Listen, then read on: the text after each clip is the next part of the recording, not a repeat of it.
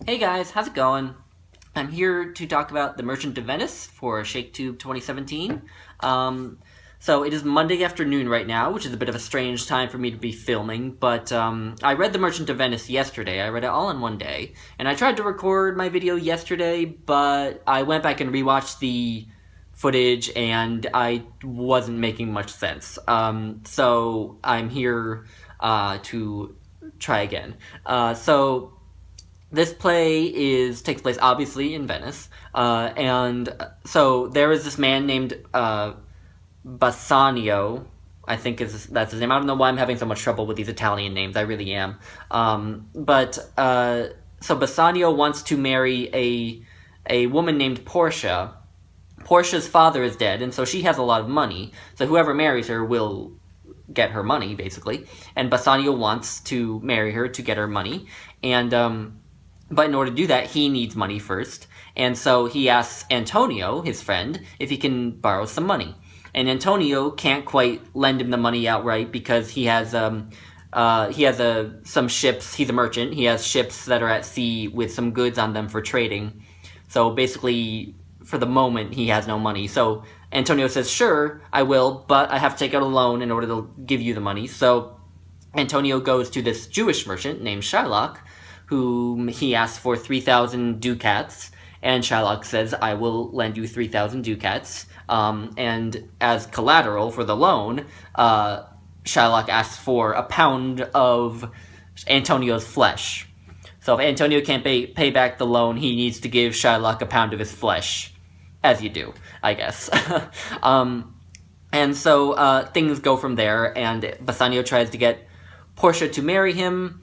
There's a side plot where Jessica, who is Shylock's daughter, elopes with a Christian man. As you can imagine, at one point, Antonio's ships get wrecked, and so he can't pay back, so Shylock is up in arms trying to get his pound of flesh. And because he's also ticked off that because his daughter ran off with a Christian man, he won't even take double payment of the original debt to give up his desire for the pound of flesh. So things go from there. Sorry, if you haven't read this play, I'm giving out spoilers, I'm sorry. But, so, obviously, this is a very anti-Semitic play. Even Harold Bloom comes out and says it is anti-Semitic, there's no way to get past it. Harold Bloom spends a lot of time in his essay talking about Shylock as a sort of anti-Semitic stereotype, and he very much is. He's very much supposed to be this greedy, swindling, violent Jew.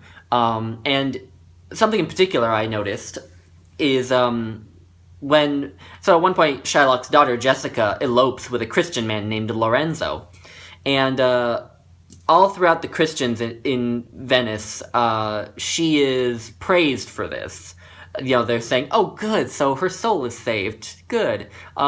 She's leaving that with those wicked Jews." And, Shylock is made to seem like this crazy man for being so angry that his daughter ran off with a man he's never met.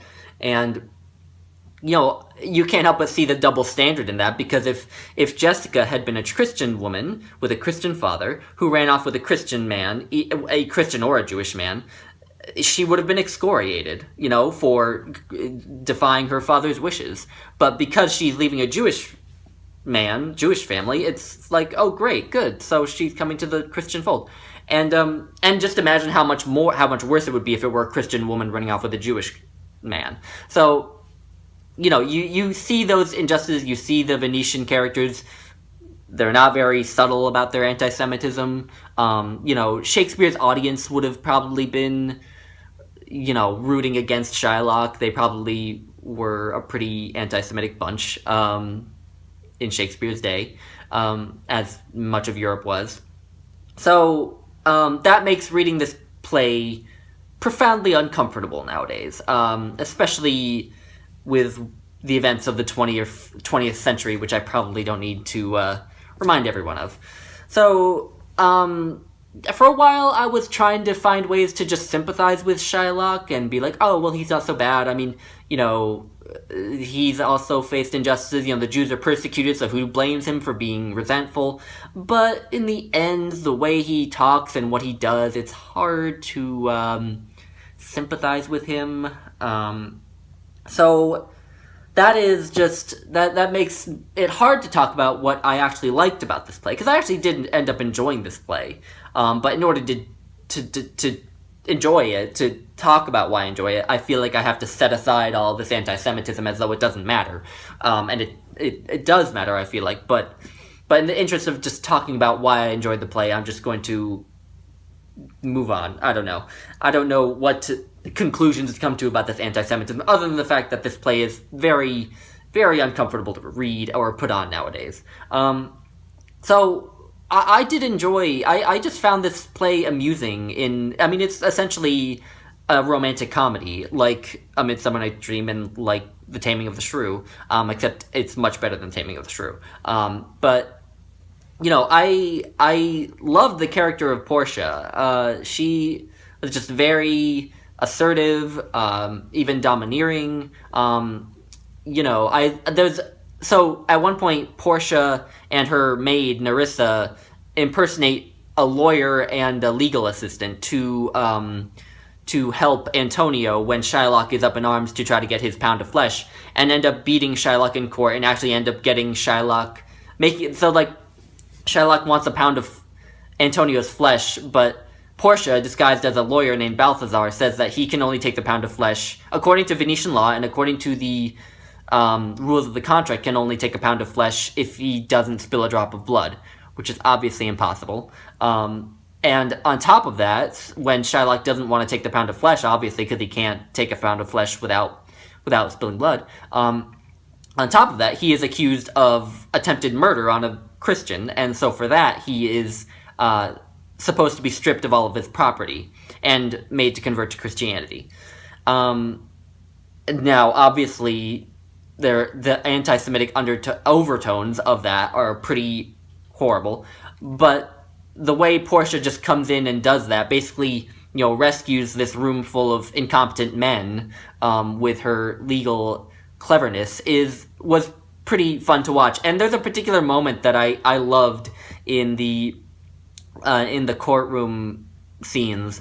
By that point, Portia is betrothed to Bassanio, and Nerissa is betrothed to Gratiano. And Bassanio and Gratiano are in the courtroom. They don't recognize Portia and Nerissa. And Bassanio and Gratiano express their love and devotion to Antonio, and how they would give up all their possessions and give up their wives if it would save Antonio. And they each say it one after the other at different points, and at each point where the man says it, his wife kind of has this aside where she's like, well, good thing your wife isn't here to hear that. Though I love that moment. It was just funny, and I love the last scene when Portia and Nerissa, they're pretending to be so angry with Gratiano and Bassanio for giving up the rings that the women had given them throughout the course of the play, and just kind of being like, oh no, we have the rings, we were them all along. So, I mean, in the end, I did enjoy it, but obviously, the big caveat to that is that this is an incredibly anti-Semitic play, and so saying I love this play or like it feels very weird. Weird feelings about this play this week. No